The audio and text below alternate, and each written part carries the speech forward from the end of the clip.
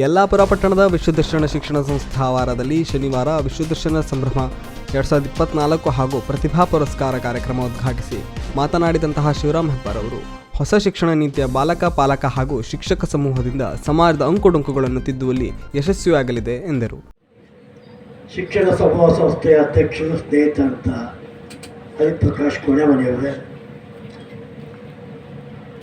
ಮತ್ತೊಬ್ಬ ಸಂಸ್ಥೆಯ ಸಂಸ್ಥಾಪಕರೊಬ್ಬರು ಅಂತ ಸ್ನೇಹಿತ ಶ್ರೀನಿವಾಸ ಹೆಬ್ಬಾರ್ ಅವರೇ, ನರಸಿಂಹ ಕೋಣೆಮನೆಯವರೇ, ನರಸಿಂಹಮೂರ್ತಿ ಹೆಗಡೆ ಅವರೇ,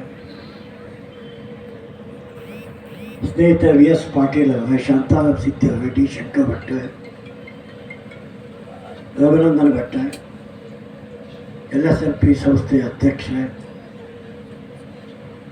ವೇದಿಕೆ ಮೇಲಂತ ಮುಂದಿದ್ದಂಥ ಎಲ್ಲ ವಿದ್ಯಾರ್ಥಿನಿಯರೇ, ಎಲ್ಲ ಮಾಧ್ಯಮದ ಗೆಳೆಯರೇ, ಅಧ್ಯಾಪಕರೇ, ಬಂಧುಗಳೇ,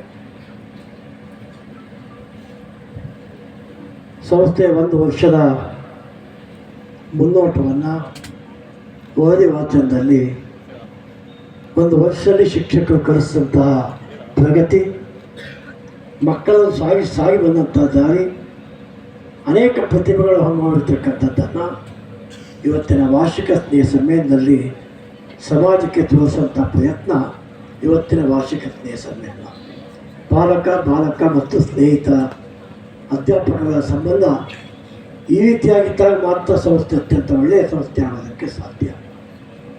ಹರಿಪ್ರಕಾಶ್ ಕೋಣೆಯವರ ಸಾರಥ್ಯದಲ್ಲಿ ಸಂಸ್ಥೆ ಸಾವಿರಾರು ವಿದ್ಯಾರ್ಥಿಗಳಿಗೆ ಅವರಿಗೆ ಬೇಕಾದಂಥ ಅನೇಕ ಹೊಸ ವಿಜ್ಞಾನಗಳ ಜ್ಞಾನಗಳ ಕಾರಣದಿಂದ ಅನೇಕ ಹೊಸ ಶಿಕ್ಷಣ ಪದ್ಧತಿಯನ್ನು, ಹೊಸ ಶಿಕ್ಷಣದ ರೀತಿಯ ಶಿಕ್ಷಣವನ್ನು ಕೊಡೋದಕ್ಕೆ ಆರಂಭ ಮಾಡಿದೆ.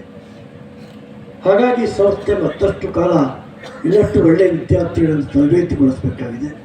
ಸಮಾಜದ ಅನುಕೂಲಗಳನ್ನು ತಿದ್ದಿ ಸಮಾಜಕ್ಕೆ ಒಂದು ಆದರ್ಶದ ಮತ್ತು ಸಕಾರಾತ್ಮಕವಾದಂಥ ವಿಚಾರಧಾರೆಯ ಮಕ್ಕಳನ್ನು ಸಮಾಜದ ಮುಂದೆ ಕಳಿಸಬೇಕಾಗಿದೆ.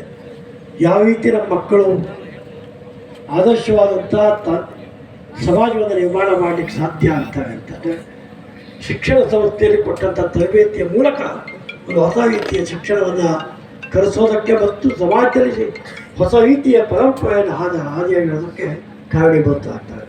ಆ ನಿಟ್ಟಿನಲ್ಲಿ ಶಿಕ್ಷಣ ಸಂಸ್ಥೆ ಮತ್ತೊಂದು ಜನಕ್ಕೆ ದಿಗ್ದರ್ಶನ ಮಾಡ್ತಕ್ಕಂಥ ಸಂಸ್ಥೆ ಆಗಲಿ. ವೀಕ್ಷಕ ಮಹಾಪ್ರಭುಗಳೇ, ನಮ್ಮ ಚಾನಲ್ ಅನ್ನು ಸಬ್ಸ್ಕ್ರೈಬ್ ಮಾಡಿ, ಶೇರ್ ಮಾಡಿ, ಪ್ರೋತ್ಸಾಹಿಸಿ.